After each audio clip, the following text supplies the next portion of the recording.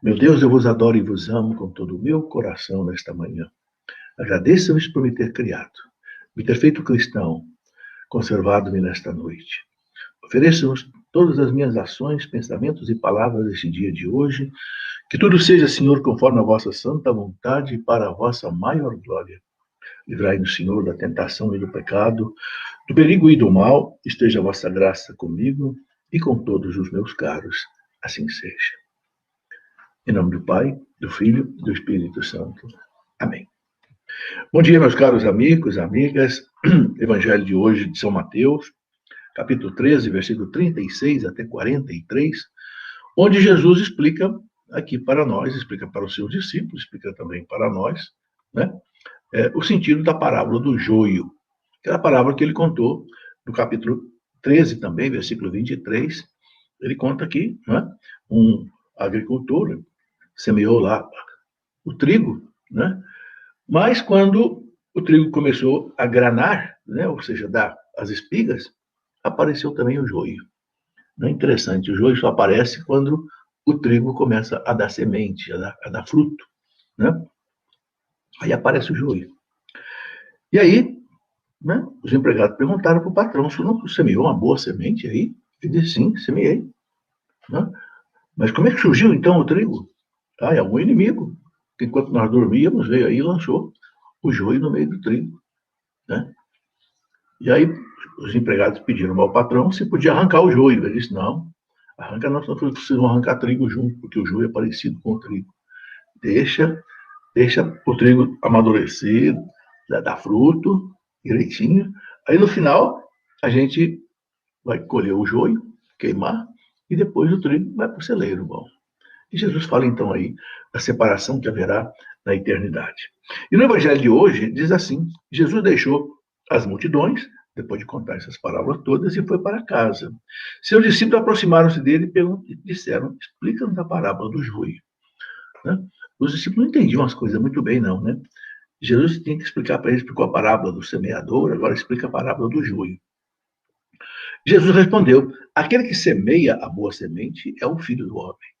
Ele é o próprio Cristo, ele é o semeador. Né? O campo é o mundo, a humanidade. Semeia na humanidade, no mundo inteiro. A boa semente são os que pertencem ao reino. Os que pertencem ao reino, os que amam a Deus, que servem a Deus. Né? O joio são os que pertencem ao maligno. Então, Jesus fala, são os que pertencem ao maligno. Então, os que fazem o mal, né? Pelo menos enquanto fazem o mal, pertencem ao maligno. Se convertem, se deixam o mal, então tudo bem. O inimigo que semeou o joio é o diabo. Jesus é bem claro, né? O diabo existe. O diabo é terrível. O diabo é maldoso. O diabo quer destruir o reino de Deus. O diabo quer destruir a igreja. Porque a igreja é o sacramento universal da salvação. Ninguém se salva a si mesmo. Nós precisamos da igreja, dos seus sacramentos para se salvar. Né? Então, o inimigo que semeia o joio aí, né? Que alimenta o mal no mundo, é o diabo. Né? É triste, né? A gente vê, às vezes, até sacerdotes querendo negar que o demônio existe. Né? Essa é uma realidade muito triste, né? É o joio dentro da igreja. É o joio dentro da igreja. Essa palavra mostra o quê? Que dentro também da igreja haverá joio e trigo até o Cristo voltar. Bom, continua aqui, Jesus dizendo que o inimigo que semeia o joio é o diabo. A colheita é o fim dos tempos, quando o Cristo voltar. Os ceifadores são os anjos. Como o joio é recolhido e queimado ao fogo, assim também acontecerá no fim dos tempos. O Filho do Homem enviará os seus anjos e eles retirarão do seu reino todos que fazem outros pecar e os que praticam o mal. Esses é que vão se perder. Os que fazem os outros pecar e que praticam o mal. Depois os lançarão na fornalha de fogo. Ali haverá choro e ranger de dentes. Então os justos brilharão como o sol. Olha que bonito. Brilharão como o sol no reino de seu Pai. Cristo vai entregar o reino ao Pai. Então, o reino de Deus será o reino do Pai. Quem tem ouvidos, ouça. Bem, meus irmãos, nessa parábola de Jesus, ele deixa bem claro algumas coisas, né? Bem claro. Jesus não engana, Jesus não fala meias palavras, né?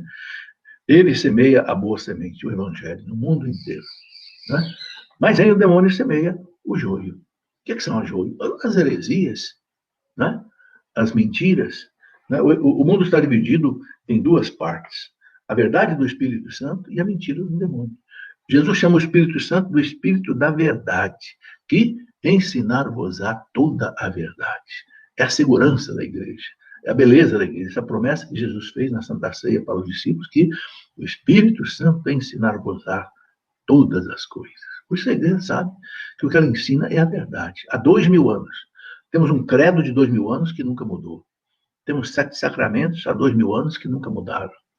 Temos uma doutrina que nunca mudou, porque é assistida, garantida pelo Espírito Santo. É o trigo. Mas no meio desse trigo vem o joio. Né? E dentro da igreja. Né? A igreja teve que enfrentar muitas heresias dentro dela mesma. Hoje mesmo, a igreja está celebrando a festa de um grande Papa Santo, né? Papa Celestino I, que foi Papa do Templo de Santo Agostinho, do ano 422 até o ano 432. E o Papa Celestino enfrentou duas grandes heresias. Primeiro, o pelagianismo, que negava o pecado original e que dizia que o homem se salva a si mesmo. Não precisa de graça de Deus, não.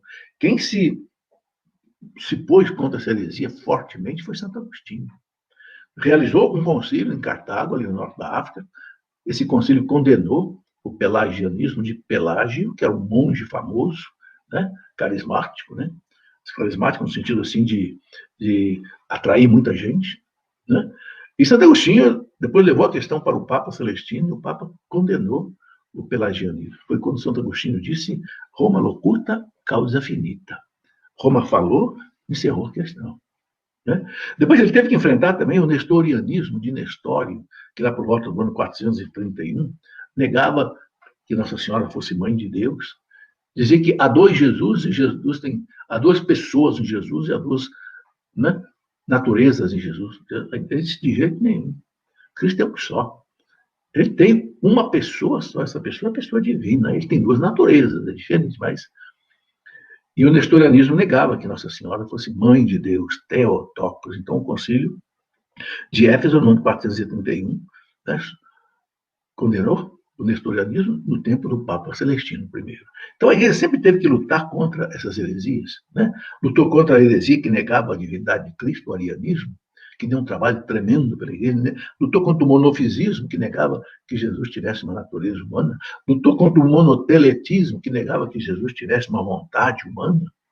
Lutou contra o iconoclasmo, que queria quebrar todas as imagens de santos, de Cristo.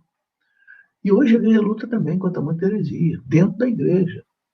Eu assisti uma palestra de um sacerdote, né, defendendo a ideologia de gênero, defendendo essa loucura que é a ideologia de gênero, que diz que não existe o sexo, você vai escolher o sexo depois de grande, se você vai ser, pelo amor de Deus. Aceitar, né, por exemplo, a ideologia de gênero é você aceitar o fim da família cristã, onde une um homem com uma mulher. Se não existe mais sexo, então não existe mais casamento de homem com mulher. Acabou a família de Deus. E se destruir a família, você destrói a sociedade. Porque a família é a célula mãe da sociedade. Mater. Mas a gente encontra o joio dentro da igreja. Né?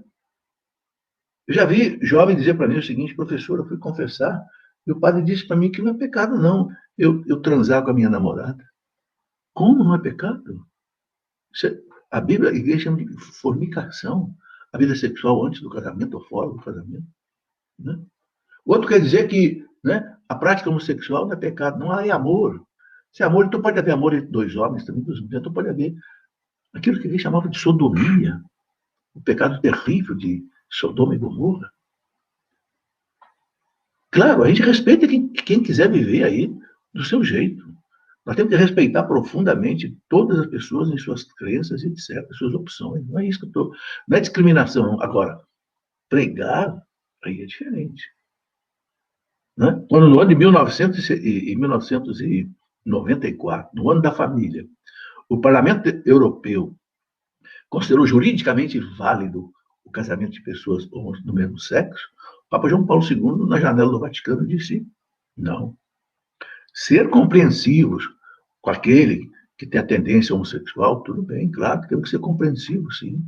Não podemos julgá-los, condená-los, mas transformar em aprovação jurídica. Aí o Papa disse, não, aí estamos diante de uma grande tentação. Então, meus irmãos, existe dentro da igreja o joio. Eu já vi irmã de padre defendendo aborto, e por aí vai. Né? Então, é o relativismo religioso dentro da igreja, é o joio. E esse joio vai conosco até o fim dos tempos, até o Cristo voltar. Quando o Cristo voltar, aí vai separar o joio do trigo. Por isso que é muito importante, eu repito 1 milhão de vezes, é importante nós ficarmos firmes aí no catecismo da Igreja Católica. Que o catecismo da Igreja Católica é trigo puro, não tem joio. Agora, cuidado com certos livros, cuidado com certas ideologias que entram dentro da igreja e trazem o joio para dentro da igreja. Né? Bem, uma outra coisa que eu gostaria de colocar aqui é que Jesus fala, claro, do céu e do inferno. Né? Ele fala, esse joio vai ser queimado e haverá choro e ranger de dentes. Mas Jesus fala também, né? Acho bonito como é que termina o Evangelho de hoje. O Evangelho de hoje ele termina dizendo, né? Os justos brilharão como o sol no reino de seu Pai. Que beleza. Quem é o justo? O justo é aquele que é bom, não peca, busca a verdade de Deus. Os justos brilharão. Engraçado que no livro do profeta Daniel, capítulo 12, no versículo 3, Daniel 12, 3, Daniel diz assim, os que tiverem sido sábios, né? Sabedoria de Deus, como Deus quer. Os que tiverem sido sábios fulgirão com o brilho do firmamento. E os que tiverem introduzidos muitos no caminho da justiça, luzirão como as estrelas com um perpétuo esplendor. Olha que bonito. Então, a gente encontra isso em Daniel 12, 3, encontra nos lábios de Jesus.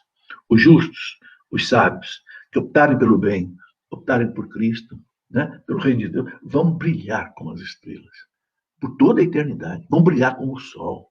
Que coisa maravilhosa isso, né? Mas Jesus também não deixa de falar aqui do inferno. Né? Jesus fala aqui também, né?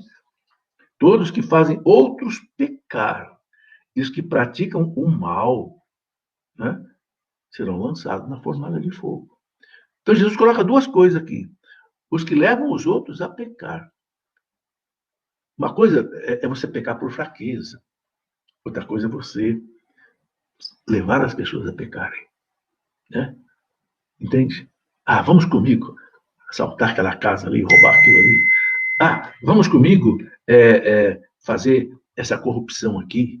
Né? Vamos roubar junto aqui. Ó. A gente faz assim, engana o governo aqui, tal, frauda isso, frauda aquilo, tal. Aí você está levando outros a pecar. Aí a malícia.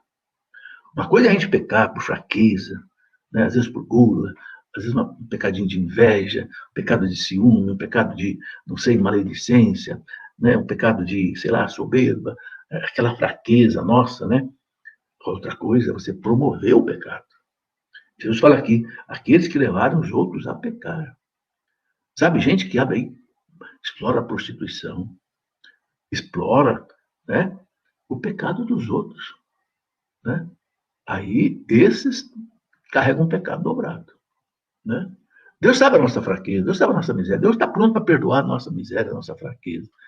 Mas, depois ele fala aqui, além disso, né, aqueles que fizerem o mal. Então ele coloca duas coisas, aqueles que levaram as pessoas ao pecado e aqueles que praticarem o mal, a maldade. Né? Então, se a gente, meus irmãos, praticar o bem, formos bons, não levar ninguém ao mal, a gente não tem que temer o inferno. Muita gente teme o inferno. O inferno não foi feito para nós. O inferno foi feito para o demônio e seus anjos, disse Jesus. Está lá. O inferno foi feito para o demônio e seus anjos. O inferno não foi feito para nós. Para nós foi feito o céu. E Cristo morreu na cruz para que a gente vá para o céu. Né? O catecismo da Igreja Católica, quando ele fala do inferno, vou até pegar aqui um pedacinho para ler, ele fala assim, ó, morrer em pecado mortal, sem ter se arrependido dele, e sem acolher o amor misericordioso de Deus, significa ficar separado do Todo-Poderoso para sempre, por nossa própria opção livre. Olha aí, por nossa própria opção livre. Não é Deus que joga ninguém no inferno. O catecismo aqui no parágrafo 1033, leia depois com calma, quando ele fala aqui no inferno. O que é o pecado mortal? Que a pessoa não se arrepende. É um pecado em que a pessoa exclui da vida dele a misericórdia de Deus, não se arrepende, endurece o coração. Né? Então, ele está dizendo aqui que é uma opção livre. E continua dizendo assim, e é esse estado de autoexclusão definitiva da comunhão com Deus e com os bem-aventurados que se designa com a palavra inferno. Então, o catecismo chama de autoexclusão. Eu me excluo de Deus. Eu me excluo do céu. Então, eu vou viver sem Deus. O que é o inferno? O inferno é exatamente viver sem Deus para sempre. Muito mais do que o horror, né? Tem o parágrafo 1035 do Catecismo, ele fala assim, ó, o ensinamento da Igreja afirma a existência e a eternidade do inferno. As almas dos que morrem em estado de pecado mortal e não se arrependem, né? Até um instante da morte a pessoa pode se arrepender, descem imediatamente após a morte aos infernos. A pena principal do inferno, a pena principal do inferno consiste em que, olha o que ele diz aqui, né? Na separação eterna de Deus. O único em que o homem pode ter a vida e a felicidade para as quais foi criado e às quais aspira. Então, qual é a grande pena do inferno? A grande pena do inferno é perder Deus. Aquele fogo que queima eternamente. A pessoa foi criada por Deus e para Deus. E só Deus pode satisfazer o ser humano. Né? Porque o que está abaixo de nós não nos satisfaz. Só o que está acima de nós é que nos satisfaz. O que está abaixo de nós? Não sei. As riquezas, o prazer, o poder, essas coisas estão abaixo do homem. São menos dignas, então não satisfaz o homem. Você pode dar todo o ouro para um homem, ele não vai querer mais. Você pode dar todo o prazer, ele vai querer mais. Você pode dar toda a glória, ele vai querer mais. Porque são coisas que não satisfazem. O ser humano ele tem uma sede infinita. A sede do ser humano é uma sede de Deus. Então, se ele perde Deus, ele perde tudo. Entendeu? Ele perde o belo, ele perde o maravilhoso.